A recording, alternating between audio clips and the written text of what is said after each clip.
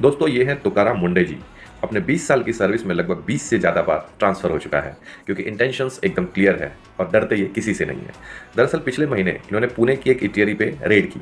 खाना इतना खराब था और उसका लाइसेंस रद्द किया।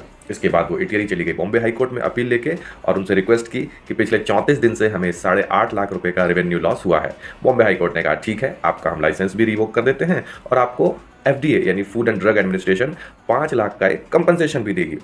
तुकाराम जी बोले, इस इटियरी का खाना इतना खराब था कि इससे सिर्फ लोगों के पेट खराब नहीं हुए, बल्कि लोग हॉस्पिटलाइज हो गए। इटियरी का कहना था, हाँ ठीक है, माना हमारा खाना खराब था, लेकिन 4 दिन बाद जब फिर से टेस्टिंग हुआ तो 36 में से हमारे 35 पैरामीटर ठीक निकले, यानी 98% कंप्लायंस रिपोर्ट। तो तुकाराम जी ने कहा, लॉ तो 100% कहता है भाई। अब इस पे इटियरी ने जवाब नहीं दिया। बॉम्बे हाई कोर्ट ने कहा कि भाई आप इंडिया में रह रहे हैं, 100% कैसे ही पॉसिबल है। अब बताइए। वहीं दूसरी जगह जब तुकाराम जी ने बॉम्बे हाई कोर्ट की ही कैंटीन पे रेड किया और उसका भी खाना खराब पाया गया, तो उनका लाइसेंस रद्द नहीं हुआ।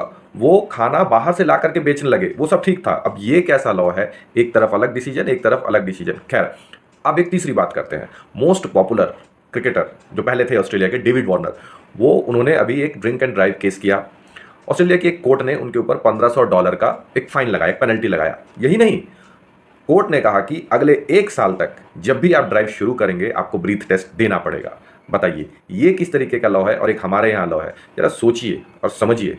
और ऐसी चर्चाओं के लिए हमेशा हमसे जुड़े रहे। द क्लैरिटी, यहाँ शब्द नहीं समझ से बात होती है।